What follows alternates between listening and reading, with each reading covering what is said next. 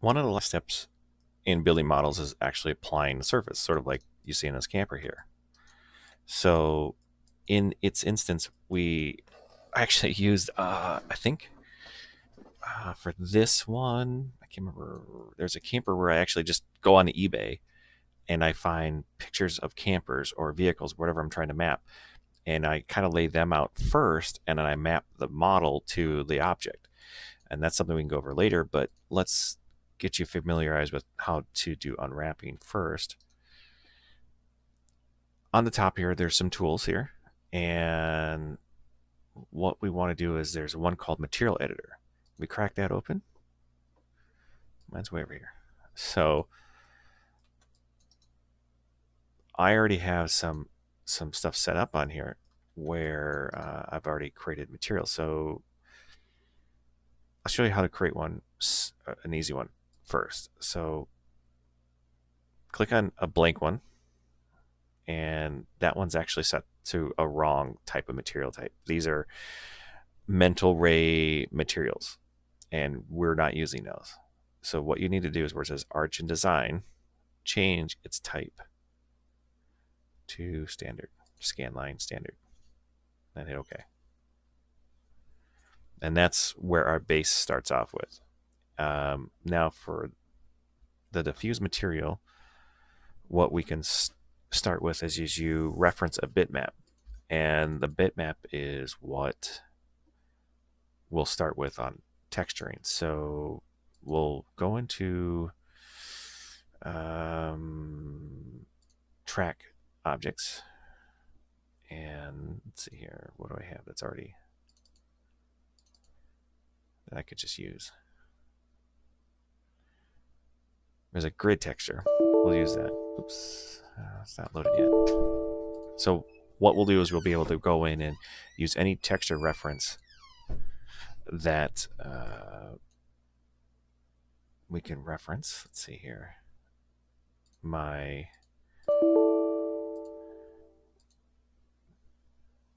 Dropbox is being slow. If I open it, let's see here, right click, open.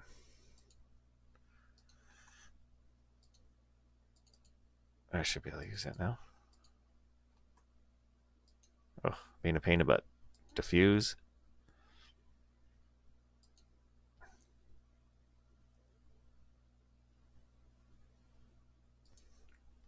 Oh, there we go. Finally got it to load. It was just being silly on my end. So one of the ways of to pull materials in or textures into the game or into 3D Studio Max is to create that material and do that. Now, if you click on a blank one as well and try to, if you just do this, go ahead and drag in a just texture into one of the, even if it's the arch design. So I got this camper texture I was doing earlier. So I drag it into a blank one. It should set it up as a standard material that you need. So if you go ahead and now hit apply, so it says assign material to selection, it will put that material onto that object. Now I'm going to use this grid one that I have and assign it to it, and you can see it maps all over the place, and it's sort of weird, right? And what we have now is sort of like our base setup, and we can use the unwrap UV unmap, and I have buttons set up here. Otherwise you normally have to click this list and find it. So unwrap UVW, but for fun, your 3D Studio Max, you can actually click configure modify button sets. So, and you can say configure modifier sets, and from here you actually can add more buttons, and all you have to do is just like if like a vertex, you can just drag them into a button. So if I say I want this to be bevel now, but I want to be vertex paint, so that's what you do.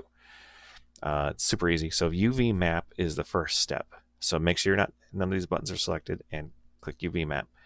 And now you have this plane that is mapping that texture down. So it's kind of taking that top down of that texture and mapping it to the surface. And you can see how it's sort of squished because just the shape of the object from top down. And from here, you can see the length and the width have been set to the kind of like the outer dimensions of the object. And you can actually start to modify that, move it here, or if you click once on this tabbed object, or I'm sorry, in the modifier list, you can actually move it like it's an object. You could scale or click on move and move it around. There's other unwraps that you can use. You can use box and face. Face basically takes every face, every poly, and assigns the texture map to it. But I'm going to use planar for now, just like that, just to kind of unwrap it. And now we're going to apply another material or another modifier to this stack up to the poly, and it's going to call unwrap UVW. From here, we're going to take in, there's a lot of, but again, there's lots of tools here, but we're going to open the UV editor. And this is the window that'll show up.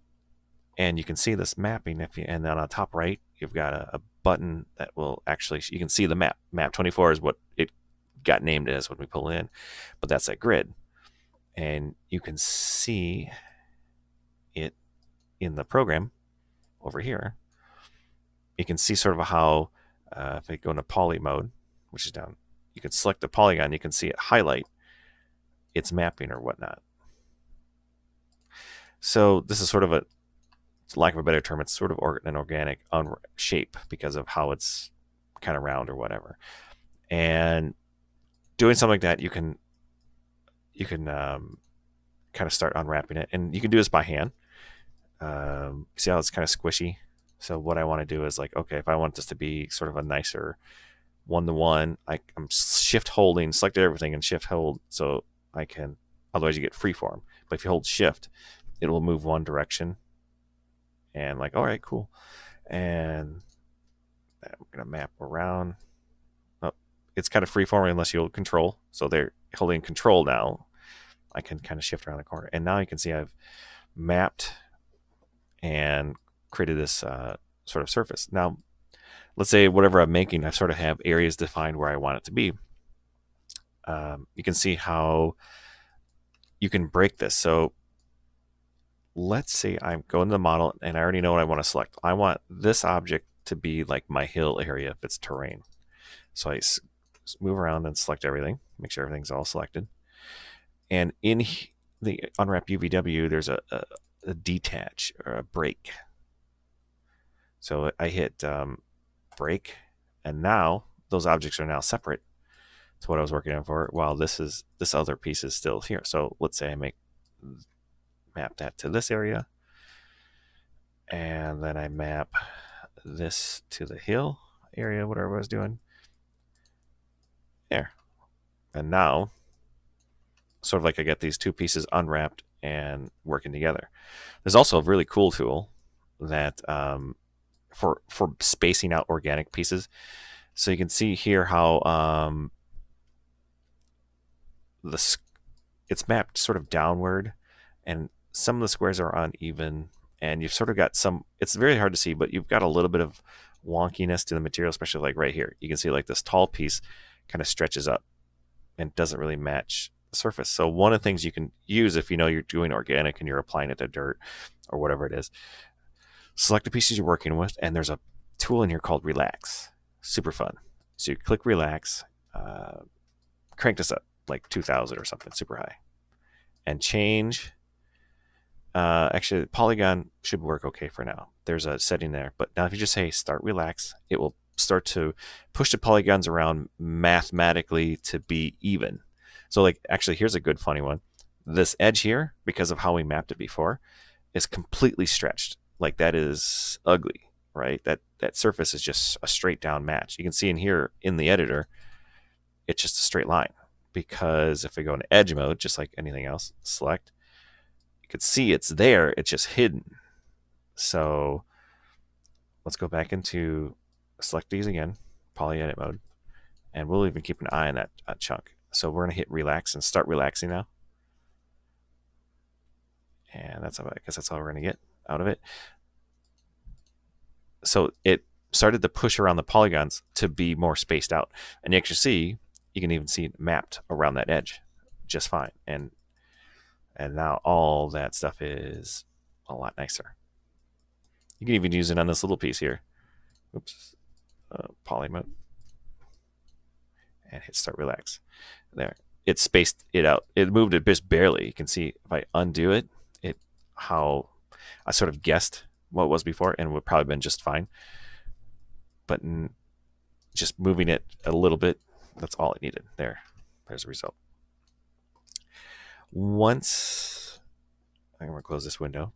Now, if let's say you're wanting to like reattach this or something, like you're having multiple pieces and you want to reattach it, something that's an easy tool is if you can select the go into edge mode. Oh, I have element selected. That means everything gets selected. Select the edge, and there's a weld. Let's see, where is it? Weld selected. Oop, sorry, that's a weld vertex. It's my shortcut, stitch.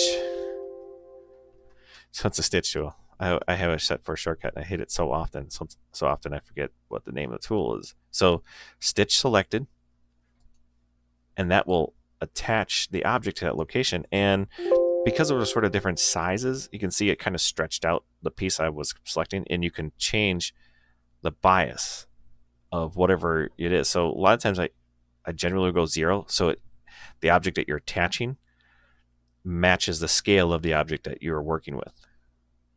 So there. Now those two pieces are all now mapped as one giant chunk and all one happy piece. So unwrapping just works like that. You can do anything. You can break. I'm going to break that chunk off, which I just hit the shortcut key for it. But if you just go to, tools, break it off, and you can break that off and move or rotate however you want. And then that way you have full control over the unwrap on doing exactly what you want it to do.